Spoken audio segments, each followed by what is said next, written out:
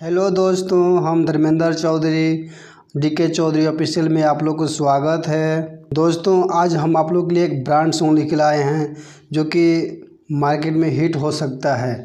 आप लोग कोशिश कीजिए, सिंगर लोग कोशिश कीजिए कि हिट हो जाए। आज का सॉन्ग है, हिंदी ट्रैक है। हर की सास मोरे अंगना ससुर जी दुआरे, सास मोरे अंगना ससुर जी दुआरे, गजब सीटी मारे सैया पिछुआरे, गजब सीटी मारे सैया पिछुआरे। तो दोस्तों, आज का सॉन्ग इसी ट्रैक पे है। आप लोग सुनिए और मेरे चैनल डीके चौधरी ऑफिशियल को लाइक कीजिए, सब्सक्राइब कीजिए और कमेंट कीजिएगा। ननद भौजाई का मैटर है। भौजाई को हती है का कि सब केहू जान गइल ननदी के चरितर, सब केहू जान गइल, सब केहू जान गइल नंदी के चरितर, पूजेले देवता पीतर दुल्हा मिलले फीटर, पूजेले देवता पीतर दुल्हा मिलले फीटर।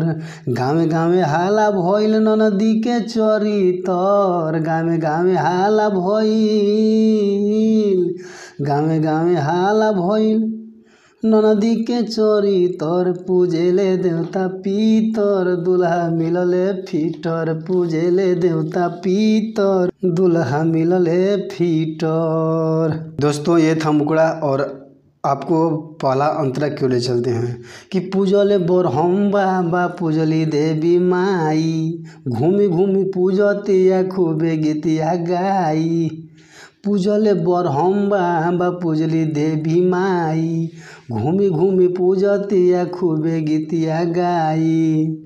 रोज दिन खातिया पियतिया लीटर, रोज दिन खातिया, रोज दिन खातिया पियतिया लीटर, पूजेली देवता पीतर दुल्हा मिलले फीटर, पूजेली देवता पीतर दुल्हा मिलले फीटर। दोस्तों, ये पहला अंतरा था। अब चलते हैं दूसरे अंतरा की तरफ।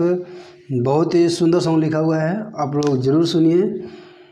बोरहम बाबा नारियल या देवी माई के कंगना, मन जोगे मिल जैते हमरो जे सजना, ए हो नो दो। बोरहम बाबा नारियल देवी माई के कंगना, मन जोगे मिल जैते हमरो जे सजना, घूमतिया खातिया घूमे मन मानी उत बन के हो ढीठर, घूमे मन मानी उत बन के हो ढीठर, पूजेली देवता पीतर दुल्हा मिलले फीटर, पूजेली देवता पीतर दुल्हा मिलले फीटर, पूजेली देवता पीतर दुल्हा मिलले फीटर।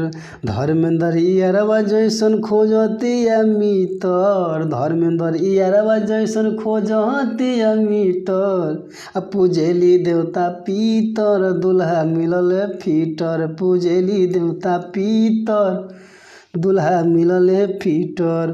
अरे सब केहू जान गइल ननदी के चरितर, सब केहू जान गइल, सब केहू जान गइल ननदी के चरितर, पूजेली देवता पीतर दुल्हा मिलले फीटर, पूजेली देवता पीतर दुल्हा मिलले फीटर, पूजेली देवता पीतर दुल्हा मिलले फीटर।